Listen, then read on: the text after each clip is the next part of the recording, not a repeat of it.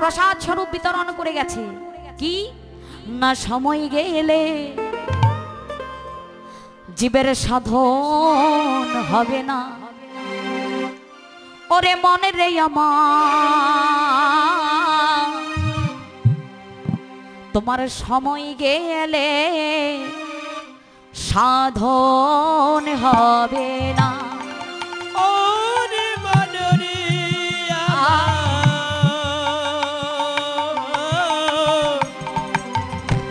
সময় গেলে সাধন হবে না।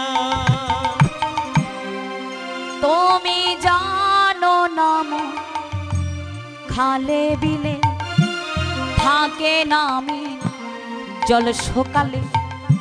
জানো রে মন খালে বিলে বিন থাকে না জল শুকালে। জানো না মন ওই খালে বিলে মিন থাকে না জল সকালে। জানো না মন খালে বিলে বিন থাকে না জল শুকালে। ও মাইরা, মিন মানে কি গো? মাছ। তাহলে মাছ কোথায় থাকে বাবা? জলে। জল কোথায় থাকে? নদী নালা খাল বিলে। আচ্ছা, ওই নদী নালা খাল বিলে যদি জল না থাকে সেখানে কি মাছ মিলবে? সেখানে যদি মাছ ধরার জন্য আমরা বড়শি কিংবা জাল ফেলি, মাছ কি আমরা তুলতে পারবো? হ্যাঁ, পারবো না। তদ্রূপ ভগবান কোথায় থাকে? হ্যাঁ, ভগবান থাকে ভক্তির সাগরে। আর ভক্তি কোথায় থাকে? ভক্তি থাকে ভক্তের হৃদ মন্দিরে। তাহলে ভক্তের হৃদ মন্দিরে যদি ভক্তি না থাকে সেখানে কি ভগবানকে মিলবে? ভগবানকে মিলবে না। তাই বললেন জানো না মন খালে বিলে থাকে নামে জল সকালে। জানো না মন খালে বিলে মিন থাকে না জল শুকালে। তাতে কি লাভ হবে জল ফেলিলে? তাতে মাছ তো মিলবে না রে মন, মাছ তো মিলবে না। সময় গেলে সাধন হবে না। ওরে মনে রে আমার, সময় গেলে সাধন হবে না। আবার কি বললেন? অসময়ে কৃষি করে মেছামেছি খেটে মরে।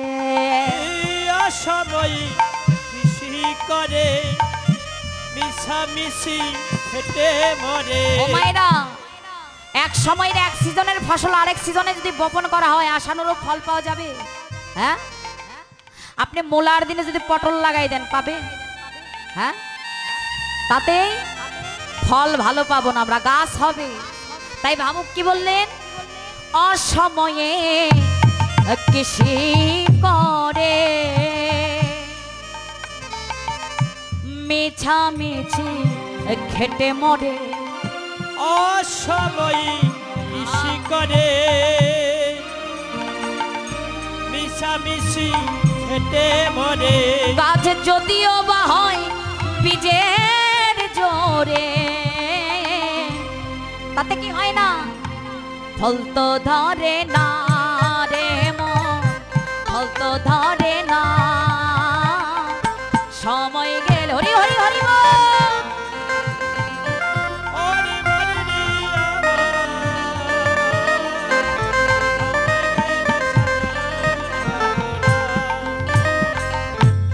ও মায়েরা, আজ এখানে জগৎদীপকে কি শিক্ষা দিলেন? যে সময়ের কাজ সময় মতো করতে হয়। বিশেষ করে ভজন, এই কৃষ্ণ ভজনে যদি আসতেই হয় আমাদের সময় মতো আসতে হবে। কারণ কি? শাস্ত্রে বলে গেলেন কি? শিশুকালে কৃষ্ণ ভজে কৃষ্ণ পাবার আসে, যৌবনে ভজিলে কৃষ্ণ আসে কিংবা না আসে, আর বৃদ্ধকালে কৃষ্ণ ভজে জমের উত্তর আসে। তাই ভজনের উপযুক্ত সময় সেটা হলো শিশুকাল।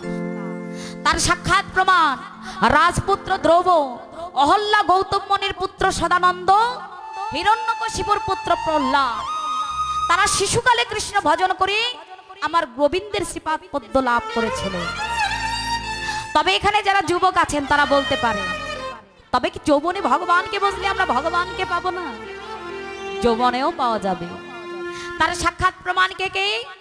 আমাদের স্বরগোস্বামী, শ্রীদীপ গোস্বামী, রঘুনাথ ভট্ট গোস্বামী, রূপ গোস্বামী, সনাতন গোস্বামী, গোপাল ভট্ট গোস্বামী, এরা এক একজন রাজাদের রাজপুত্র ছিলেন।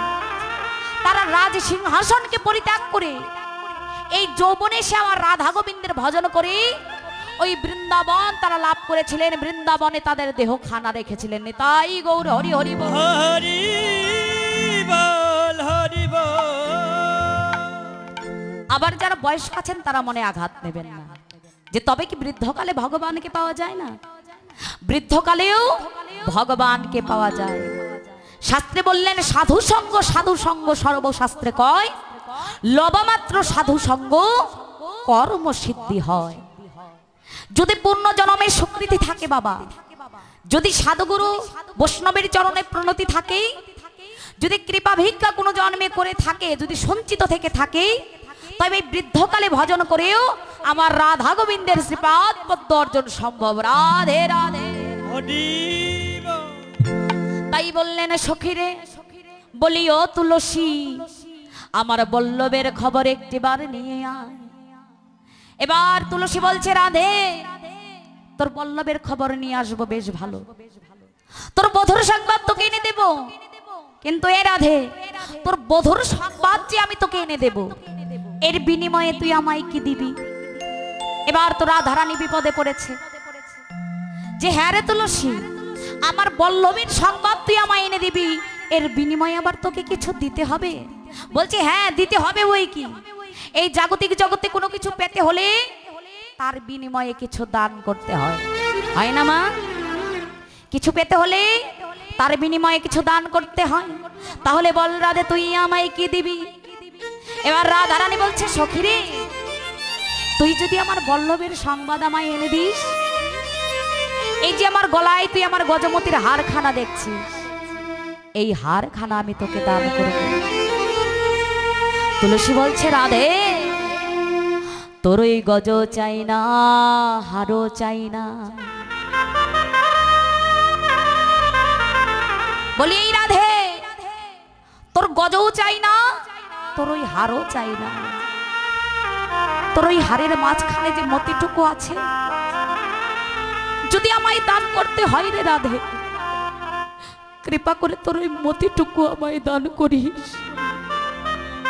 বলি রাধে আজ তোর সখী হয়ে নয়, তোর চরণ সেবিকা দাসী হয়ে তোর কাছে একখানে নিবেদন রাখবো, তুই রাখবি রাধে? রাধারানী বলছে সখী তুই আমার কাছে নিবেদন রাখবি? কি নিবেদন রাখবি তুই? বলছে রাধে আজ যেমনি ভাবে রাধা কৃষ্ণ প্রেম তত্ত্ব এই মধুময় মধুর শ্রীধাম বৃন্দাবনে আমি আস্বাদন করিলাম, তুমি আমায় এই আশীর্বাদ দাও যেন জনম জনম ধরে এমন রাধা কৃষ্ণ প্রেম তত্ত্ব, এমন মধুর বচন মধুর সাধ আমি যেন জনম জনম ধরে সেবিকা দাসী হয়ে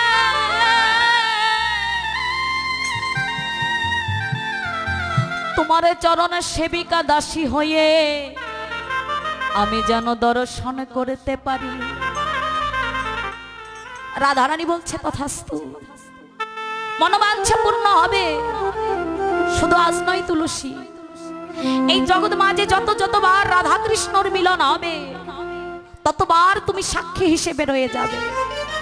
তোমাকে ব্যতীত কোনো দিন কোনো সময় রাধা কৃষ্ণের মিলন সম্ভব হবে না। তাই এবার তুলসীর কাছ থেকে রাধারানী ওই চরণের ধূলি মস্তকে ধারণ করে চলছে। এমন সময় রাধারানী ডাক দিয়েছে তুলসী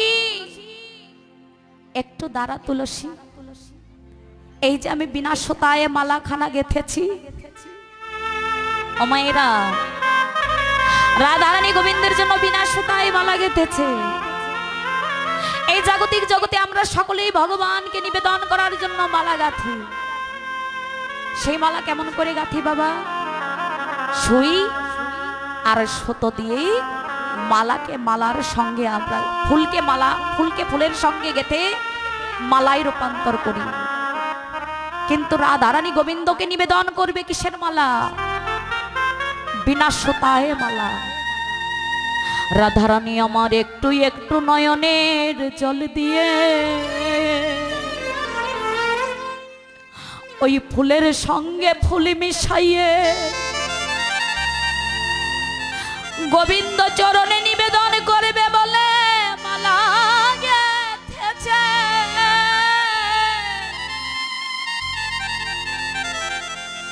তাই তুলসীকে সম্মুখে এনে বসাইয়ে বলছে, তুলসী রে, আমার বল্লভকে তুই যখন দেখবি এই বিনা সুতার মালাখানি আমার বল্লভীর গলায় দিবি।